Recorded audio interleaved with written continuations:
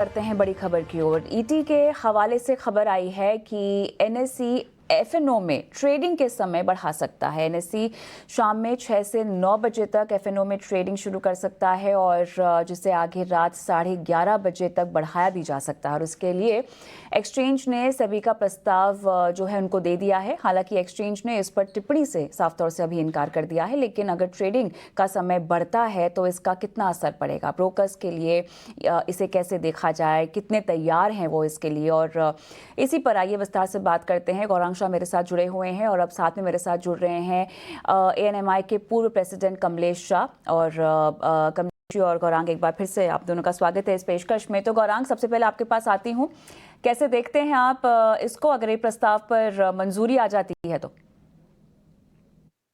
मेहनत और करनी पड़ेगी कविता, क्योंकि 3:30 बजे बाजार बंद हो जाता है, फिर 6 से 9 बजे तक बैक एंड में जो बिल्कुल। ट्रेड्स प्रोसेस होते हैं कविता, उसको हाँ। लेकर के कॉन्ट्रैक्ट नोट्स इलेक्ट्रॉनिक मोड पे डिस्पैच करने के लिए, और सबसे ज्यादा जो कर्मचारी है उनको किस प्रकार से शेड्यूल किया जाएगा या शिफ्ट किया जाएगा। प्रस्ताव गया है, लेकिन ये चर्चा भी काफी समय से हो रही थी कविता, अगर आपको याद है तो मेरे ख्याल से पिछले कुछ समय से ऐसे प्रस्ताव हम सुन रहे हैं कि कारोबार का समय बढ़ा दिया जाए। तो तैयारी तो करनी पड़ेगी, क्योंकि आपको कॉम्पिटिटिव रहना है तो जरूरी होगा। सिर्फ एक ही है कि कर्मचारियों को लेकर के कैसे शेड्यूलिंग किया जाएगा और बैक एंड प्रोसेस को लेकर के क्या किया जाएगा, इस पर ध्यान देना जरूरी होगा। कमलेश जी, चर्चा भी काफी समय से चल रही थी, कवायद और सुबुगाहट पहले से ही थी, लेकिन ये बताएं तैयारी के लिहाज से अब कितने मुस्तैदी से कदम आगे बढ़ाना पड़ेगा? देखिए, हम सबकी शिफ्ट तो बढ़ गई, गौरांग जी हमारी और सभी की है। अब आप बताइए। कविता जी, मेरे हिसाब से ये बहुत ही अच्छा मूव है। देखिए, लास्ट 3-4 साल से हमारा इन्वेस्टर बेस काफी बढ़ रहा है। इसमें से कुछ नए इन्वेस्टर ग्रुप जुड़ा है, जिनको मार्केट टाइम में समय निकालना थोड़ा डिफिकल्ट हो जाता है, क्योंकि उनके अपने बिजनेस या जॉब रिलेटेड एंगेजमेंट होते हैं। तो वो सारे लोग को ये मार्केट में पार्टिसिपेट करने का एक मौका मिलेगा, अगर हम 6 से 9 बजे तक रात को ट्रेडिंग करते हैं तो। दूसरा, मार्केट इन दिनों काफी वोलेटाइल है और वोलेटाइल ही रहेगा, तो उससे ये एक अपॉर्चुनिटी मिलती है इन्वेस्टर को कि वो इंटरनेशनल मार्केट के हिसाब से अपने ट्रेड को स्क्वायर अप कर सके या फिर नए ट्रेड ले पाए। तो एक हेजिंग का भी एक अच्छा जरिया मिल जाता है। जैसे कि एनएसई ने अपने उनकी जो सोच है कि 6 से 9 तक ये मार्केट को चालू रखना, और ये जो सेकंड सेशन है 6 से 9 वाला, वो नेक्स्ट डे के सेटलमेंट में मर्ज होगा।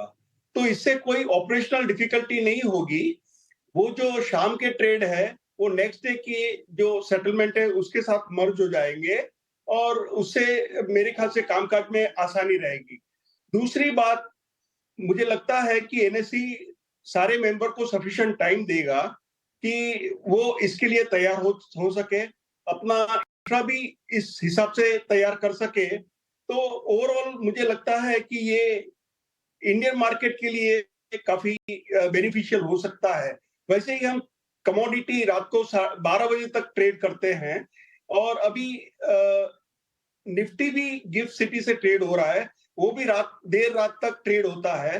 तो अगर डोमेस्टिक मार्केट में पहले फेज में 6 से 9 बजे तक इंडेक्स को और इंडेक्स के प्रोडक्ट्स को इंप्लीमेंट किया जाए, तो ये सभी के लिए काफी बेहतर शुरुआत होगी। कमलेश जी, अभी तो आप कह रहे हैं कि ऑपरेशनल डिफिकल्टी फिलहाल नहीं आती हुई दिखाई दे रही, लेकिन फिर भी कुछ रेड फ्लैग्स होंगे जिन पर मैं आगे आऊंगी आपके पास। लेकिन गौरांग, रिटेल निवेशक और बड़े निवेशक, ओके, इनके हितों की बात हम करते हैं और किस तरह से ये खबर के मुताबिक अब मूव कर पाएंगे, ट्रेड ले पाएंगे, क्योंकि शाम का वक्त अहम होगा, ग्लोबल इवेंट्स पर आप रिएक्ट कर पाएंगे।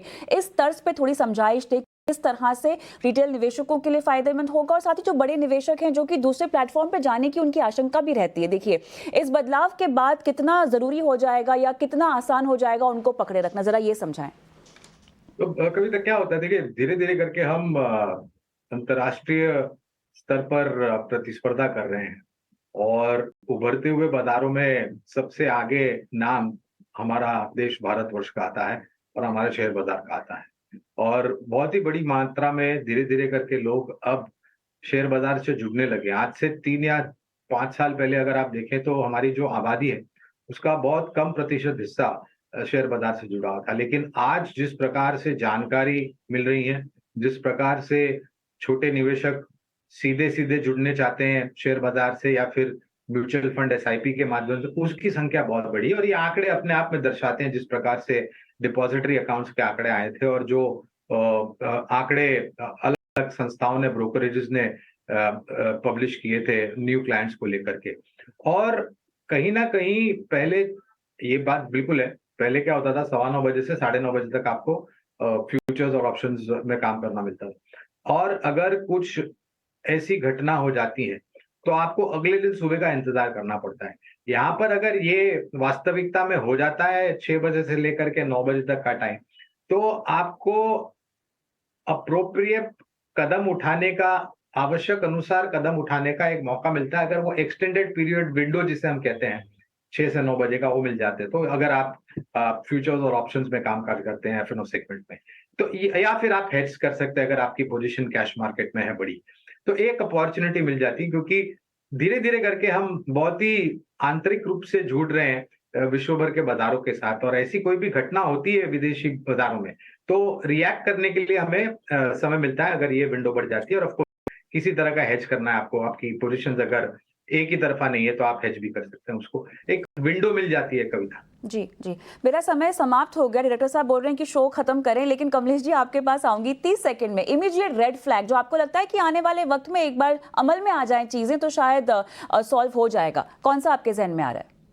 बिल्कुल, मुझे लगता है कि टेक्नोलॉजी काफी बेटर हो गई है और टेक्नोलॉजी की वजह से ये जो चीजें पहले नहीं सोच पाते थे वो हम कर पाएंगे। और मुझे ओवरऑल लगता है, देखिए there could be some operational difficulty initially, but इसके लिए हम सब प्रिपेयर्ड है और एक्सचेंज भी इसके पर पूरा ध्यान देगा और मुझे लगता है कि ये एक अच्छा कदम है। चलिए, तो यहाँ पर इंडस्ट्री के लिहाज से तो सलामी, लेकिन देखना होगा कि इम्प्लीमेंटेशन में अब कौन कौन से रोड़े सामने आते हैं। बहरहाल गौरांग आपका, कमलेश जी आपका बहुत बहुत धन्यवाद समय निकाला इस खास पेशकश के लिए और चर्चा में आपने शिरकत की। कॉर्पोरेट कनेक्शन में आज मुझे भी इजाजत है, लेकिन बने रहिए।